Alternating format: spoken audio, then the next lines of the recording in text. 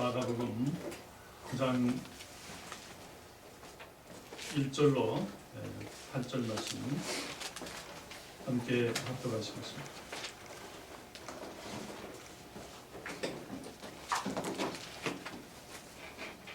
1절부터 함께 같이 보겠습니다. 또 저희에게 이르시되 내가 진실로 너희에게 이르노니 여기 섰는 사람 중에 죽기 전에 하나님의 나라가 권능으로 임하는 것을 볼 자들도 있느니라 하시니라. 엿새 후에 예수께서 베드로와 야고보와 요한을 내리시고 따로 높은 산에 올라가셨더니 저희 앞에서 교훈되사 그 옷이 광채가 나며 세상에서 빨래하는 자가 그렇게 희게 할 수 없을 만큼 심히 희어졌더라.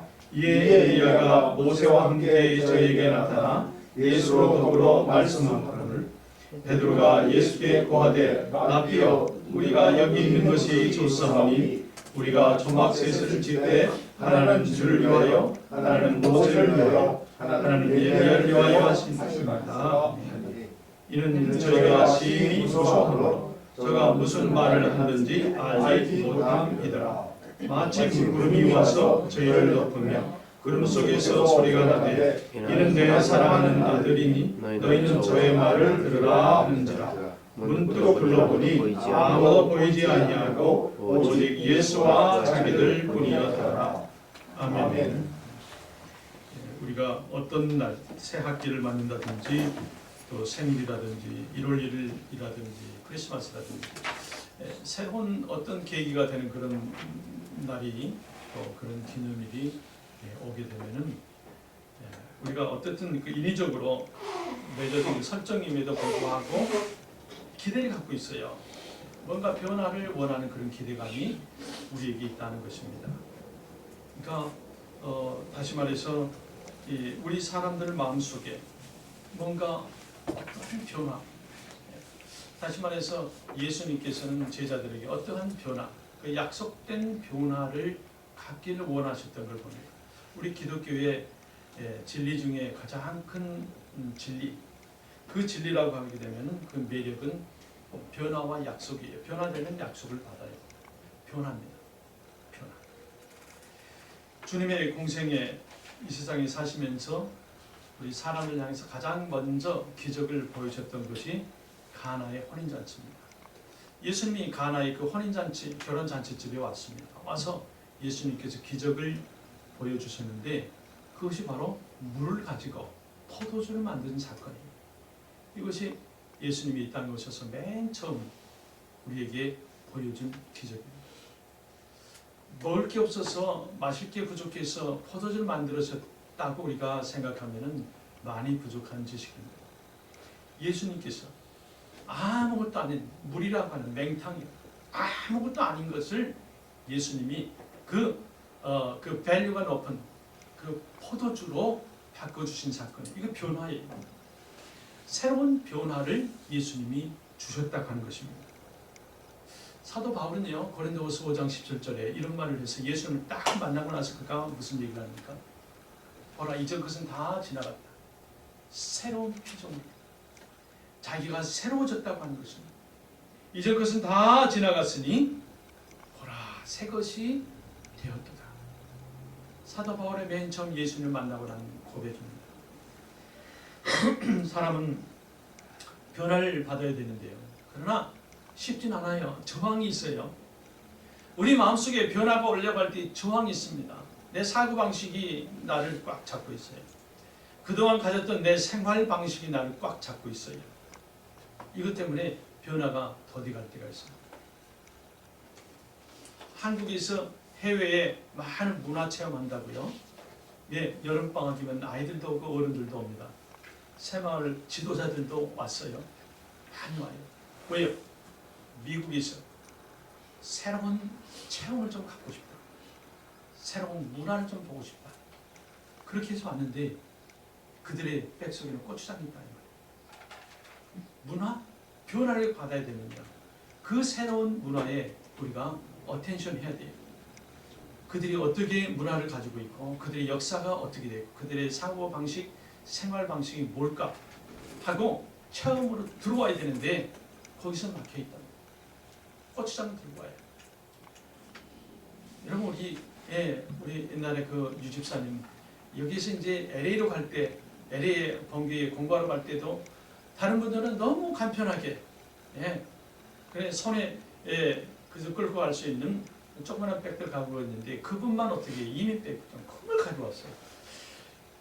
이미 JFK 공항에 가져왔기 때문에 왜 이렇게 가져왔어요? 얘기도 못하고 뭐 짐을 덜어서 얘기도 못하잖아요. 공항인데. 그래서 억지로 힘들게 해서 이제 붙여서 LA까지 왔습니다.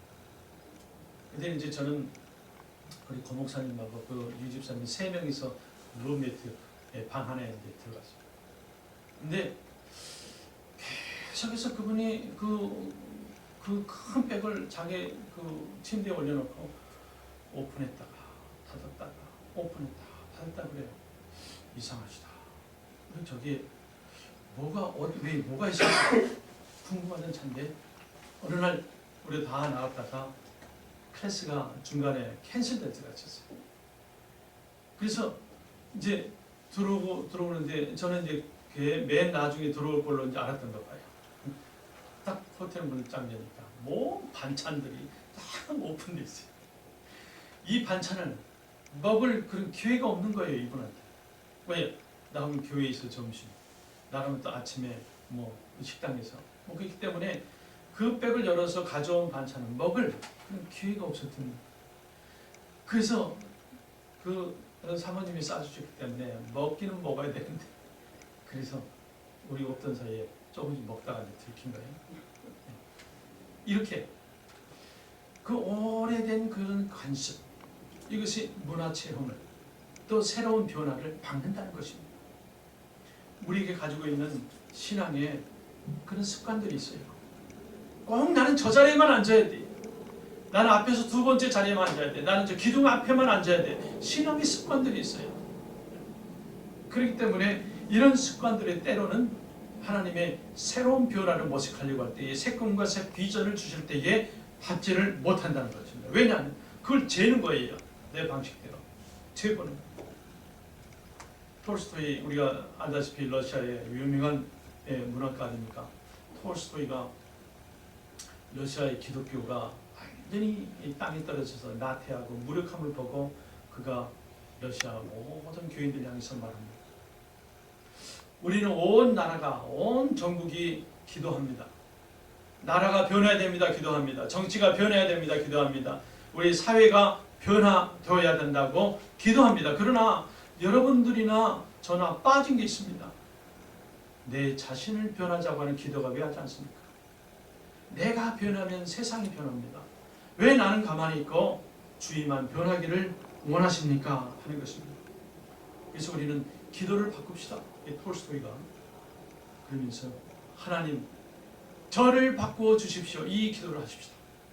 해서 러시아의 그 기도의 뿌리가 되었다고 합니다. 뭐 그런지는 모르겠지만 하여튼 러시아가 장벽이 무너졌던 것을 봅니다. 이런 본문에 보니까 예수님이 베드로, 야고보, 요한 이 세 제자를 데리고 변화산으로 올라가십니다. 근데 그 산에서 변화된 것은요, 제자들이 아니에요. 예수님이 변화되신 모습을 보고. 주님이 왜 변했을까요? 예수님은 육신의 몸 100%, 또 신성 100%로 이 땅에 오셨습니다. 많은 사람들이 보는 것은 뭐냐면 이 상황에서 예수님의 육신으로 계속 보시는 거예요.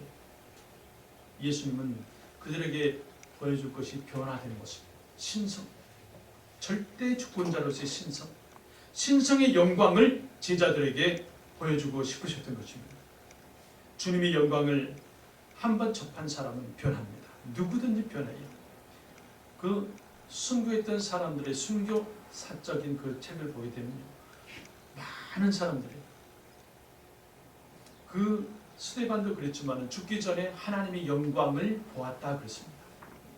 많은 사람들의 그 글 중에 순교했던 사람들 거의 한결같이 주님을 보았다고 했고 주님의 영광을 보았다, 체험했다 이렇게 말하는 것을 우리가 합니다.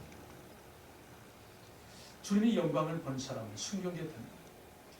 어느 때는 저도 그런 책을 보면서 그런 소식을 들으면서 나한테 순교를 하라고 하면 내가 할 수 있을까? 주님 죄송합니다. 순교가 아니야. 성경에서는요, 지금 세 제자 베드로, 야고보, 요한에게 예수님이 변화된 모습을 보여준 이유는 변화되고 나서요, 그 다음에 보게 되면 이 사람들이 순교할 그 각오로 전도하러 나갑니다. 하나님의 영광이 아직 100% 차지 않았다고 하는 걸 저는 하나님 앞에 죄송스럽게 생각하는 거예요. 순교. 이 앞에서 내가 목숨을 내놓고 내가 예수를 부르짖고 내가 죽을 수 있는가 하는 걸 얘기할 때는 저도 많이 생각을 하게 돼요. 즉시 안 나온다는 얘기예요. 예수님이 세 제자들에게 영광을 보여주시고 나서 마가복음 그 9장 오늘 2절에 보게 되면요, 엿새 후에 그랬습니다. 엿새 후에 베드로와 야고보와 요한을 데리시고 다른 높은 산에 올라가셨더니 저희 앞에서 변형이 데리고 올라가서 예수님이 변화된 모습을 보여주셨어요. 그 엿새 후, 이 엿새 후라고 하는 것은 그 바로 앞장에 마가복음 8장에 보게 되면 마지막 부분에 묻죠. 예수님, 너희는 나를 누구라 하느냐? 그때 베드로가 정확한 대답을 해주잖아요.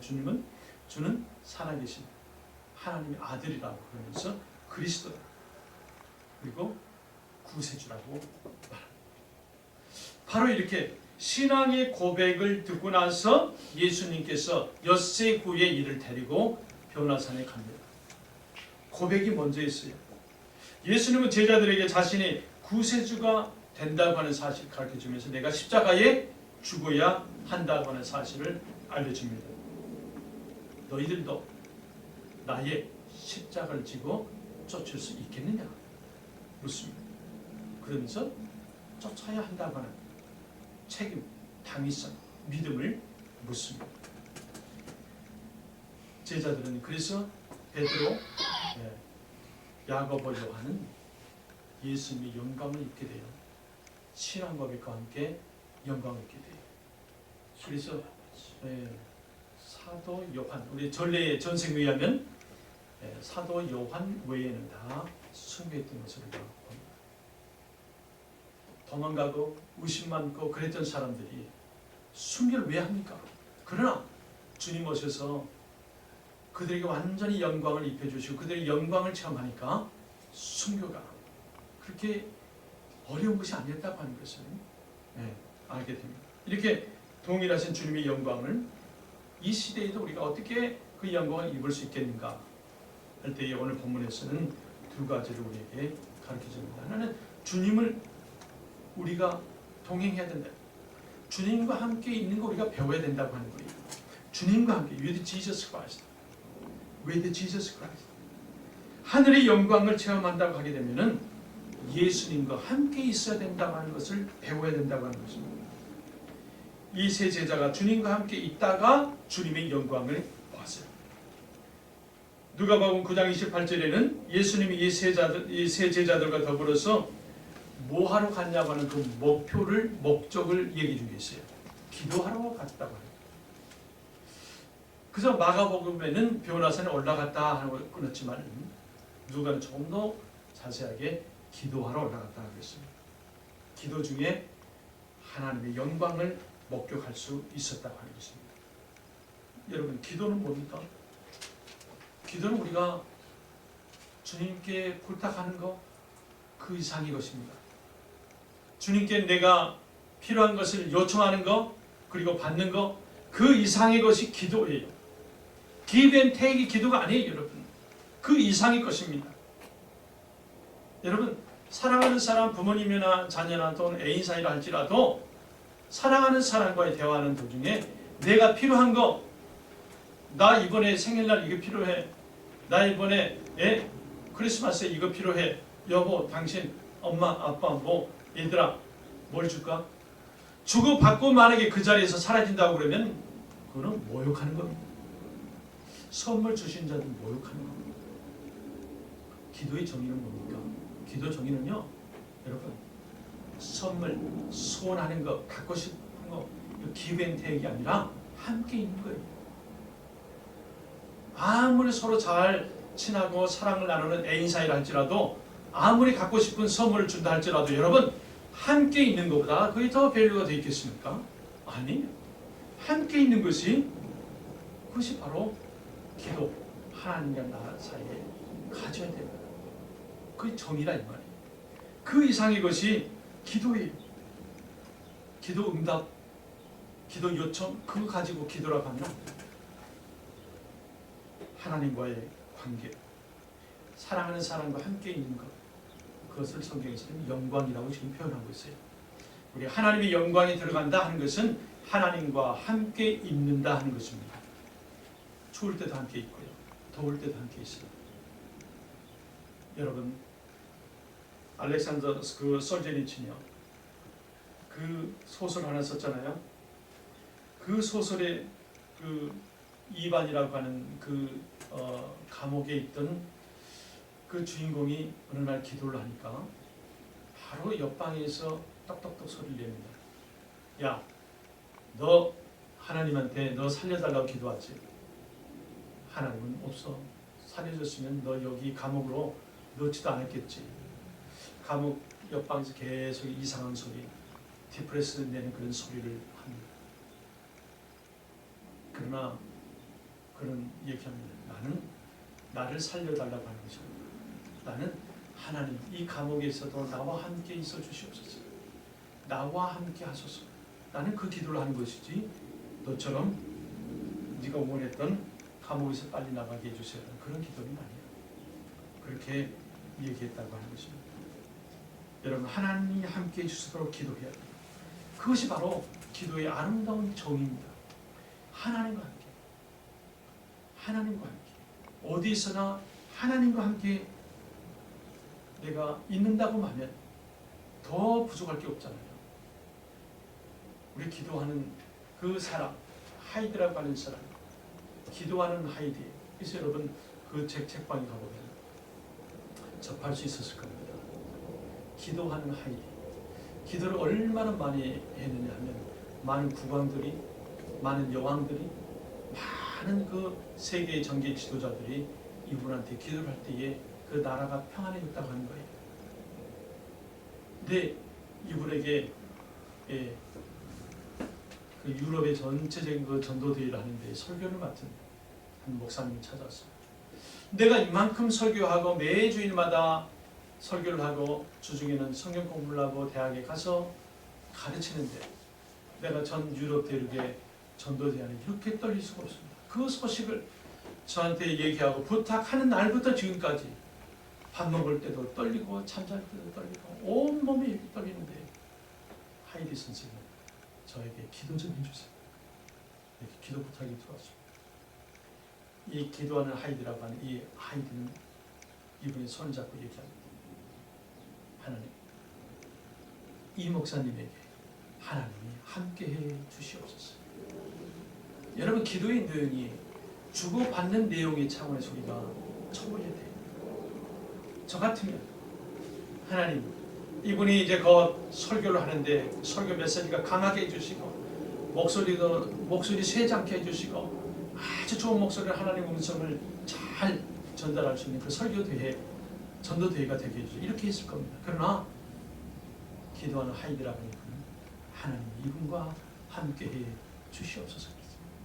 이 상하리만큼 그 기도를 듣고 나서 자신감이 생겼다고 해요. 그래서 자기의 모든 책에 하이디에 대한 그런 기억을 자기가 써놓곤 한다. 이렇게 얘기한 걸 우리가 들을 수가 있었습니다. 두 번째로는요, 하나님의 영광을 체험한다고 하면 하나님의 음성을 듣는 법을 배워야 돼요. 함께하는 법을 배워야 되고 그 다음에는 듣는 법을 배워야 됩니다. 그리고 우리가 주님의 음성을 어떻게 듣습니까?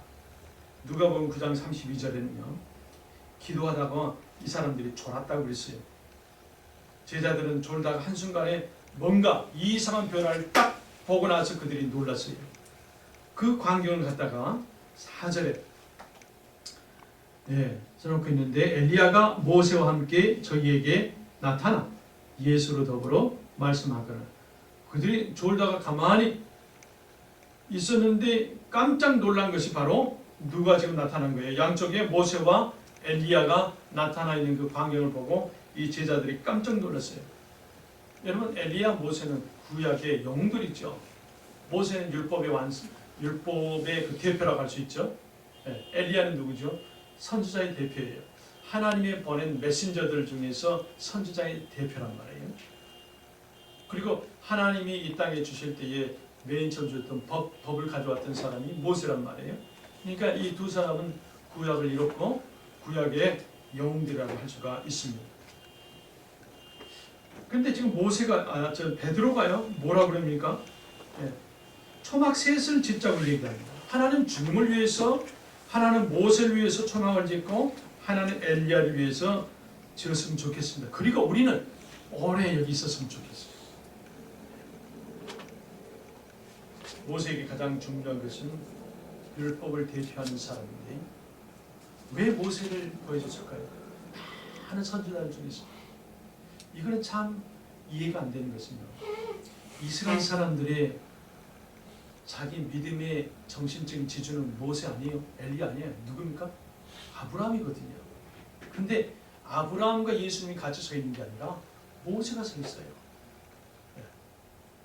이스라엘을 대표하면 아브라함이거든요. 근데 모세. 왜 그러냐면 예수님 뭐라고 그래요? 나는 율법의 완성자다. 완성하고 싶다는 거예요. 모세가 율법을 가져왔지만은 완성하지 못했잖아요. 왜? 지키지 못하니까. 율법이라고 하는 것은 여러분 하지 마라, 하지 마라, 하지 말아요. 그걸 다 우리가 율법을 얘기했고 보았고 들었어요. 그러나 우리는 계속 짓고 있어요. 그러니까 율법의 패배자들이고 모세 역시도 완성자가 못 되는 거죠. 그러나 예수님은 내가 율법을 완성하러 왔노라 이렇게 얘기합니다. 율법의 가장 중요한 핵심은 다른 것이 아니라 갈라디아에서 보게 되면 예수 그리스도에게로 인도하는 몽학 선생이다. 이 율법 자체가 예수님께로 인도하는 몽학 선생이라 이렇게 했어요. 그러니까 예수님은 우리의 율법의 완성자다. 엘리야는 선지자예요. 많은 선지자들이 뭐 하나 얘기하러 이 땅에 왔습니까? 하나님께서 구약의 선지자들을 이 땅에 보내신 이유가 뭐예요? 뭘 증거하라는 거예요? 이제 오실 메사이아. 이 예수님을 증거하라고 했는데 모든 구약의 율법의 포커스가 누구예요? 메시아 예수 그리스도. 그래서 예수님이 오셨잖아요. 그렇기 때문에 예수님은 엘리야와 모세의 종결자가 되는 거예요. 완성자가 되는 거죠. 모세와 엘리야. 율법이 그리스도를 증거하라고 해서 왔기 때문에 예수님이 나타났고 선지자들이 많은 증거를 찾았는데 그 증거자가 이제 예수님으로 왔습니다. 그리고 다 없어지고요. 누구만 남습니까? 모세도 없어지고 엘리야도 없어지고 신경 광경이 다 사라졌어요. 예수님만 남았습니다. 우리 7절 8절 같이 한번 읽어보겠습니다. 7절 8절입니다. 마침 구름이 와서 저희를 덮으며 구름 속에서 소리가 나되 이는 내 사랑하는 아들이니 너희는 저의 말을 들으라 하는지라. 문득 둘러보니 아무도 보이지 아니하고 오직 예수와 자기들 뿐이었더라. 예수만 남았어요. 우리 기독교는 많은 체험의 종교라고 합니다. 체험이 있어요. 그런데 체험이 중요한 건 아니라.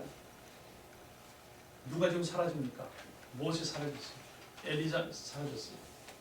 그 엄청난 그 변화, 그 무서워서 주님이 구름을 줘서 가렸단 말이에요. 구름 속에서 소리만 나게 했어요. 왜요? 이들이 무서워했다고 했죠. 이런 모든 환경과 이적과 주변의 모든 변화들이 다 사라지고 결국 남는 것은 예수님만 남았어요. 모세, 엘리야 다 사라졌어요. 하늘에서 뭐라고 그러냐? 하늘에서 맨 마지막으로 하시는 말씀은 뭡니까? 예, 7절에 그 다음에 더 중요합니다. 같이 봅시다. 7절 맨 마지막에 너희는 저의 말을 들으라 하는지라. 그러니까 모세나 지금 엘리야는 지금 엑스트라예요. 변화, 큰 영광, 빛, 우렁찬 소리, 무서움, 두려움 오는 거 다 뭐예요? 다 엑스트라예요. 두 번째, 세컨더리예요. 중요한 건 뭐예요? 이 말씀 하려고 하는 거예요. 변형된 예수님 말씀을 들으라. 그러니까 우리가 우리 곁에 있는 모든 것을 다 뒤로 해야 된다 이 말이에요. 예수 외에는 우리가 절대 섞여서도 안 되고 그 앞에 서도 안 된단 말이에요. 그 예수님, 양들은 목자의 음성을 듣는다고 그랬어요. 그 예수님을 따라가야 돼요. 예, 베드로후서에서도 사도 베드로가 우리가 저와 함께 거룩한 산에 있을 때에, 베드로후서 1장 18절입니다. 하늘로서 나옴을 들은 것이라. 또 우리에게 더 확실한 예언이 있어 어두운 데 비치는 등불과 같으니 날이 새어 샛별이 너희 마음에 떠오르기까지 너희가 이것을 주의한 것이 가하니라. 주의하라고 그러면서요, 먼저 알 것은 경의 모든 예언이라. 성경의 모든 먼저 우리가 알 것. 모든 시대마다 성도들이 보편적으로 확실하게 주님의 음성을 들을 수 있는 것은 뭐냐면 성경이에요. 성경 외에는 없습니다. 성경이에요. 누가 병을 고치고 신유은사를 하고 성경을 잘 풀어헤치고 원어로 잘 가르쳐 해도 하나님 말씀 남겨 그분은 사라져야 돼요. 빨리 자리 비켜야 됩니다. 오래 있으면 내가 예수라고 하는 말이 나오잖아요. 나는 예수가 보낸 이 시대에 한국의 선지자다 이렇게 얘기하는 사람이 있잖아요. 오래 있으면 안 돼요. 그렇게 하고 우리는 딜리버리 하는 사람이란 말이에요. 아니 우체부가 우체국에서 집에까지 서식 편지를 전하는데 들어가서 뜯어보고 앉아있고 안방에 가서 앉아있으면 어떻게 합니까? 소식을 전하고 우체부에서 하면 끝나야 돼요. 끝납니다. 뭘 드러내야지? 소식만 전해야 됩니다. 우리는 예수, 그분은 당신과 나의 구원자라고 하는 이 사실만 남겨야 돼요. 그 외의 것이 나올 때는 우리 주님의 음성을 다 맡게 되는 그러한 일을, 결과를 가져오게 된다는 것입니다. 우리가 하나님의 영광을 체험하기 위해서 이 세 제자들처럼 예수님을 붙잡고 산에서 하나님의 을 향해서 기도가 해야 되고, 그리고 나서는 내려와야 돼요. 베드로의 신앙은 뭡니까? 여기 있겠으면 좋겠습니다. 초막까지 짓잡아요. 하나님의 말씀을 공부하는 목사나 전도사나 선교사가 하나님 말씀 공부하는 것이 너무 좋아, 너무 재밌어. 그건 아니에요. 받은 바대로 전해야 됩니다. 예수님 승천하신 후에 많은 제자들이 올라가신 예수님을 하늘을 쳐다보고 있을 때 뭐라고 그럽니까? 천사가 나타나서 너희들 왜 여기 있느냐? 가라. 가서 전하라. 가라. 가서 전하라고 말씀합니다. 이 체험, 귀한 체험, 복음의 영광을 나타내는 이 체험을 하나님으로부터 예수님으로 우리가 받았어요. 영광을 받습니다. 그러면 가라 세상을 향해 이 말씀과 같이 말씀을 가까운 데서든 멀리서든 전하는 저와 여러분 되시기를 간절히 기원합니다.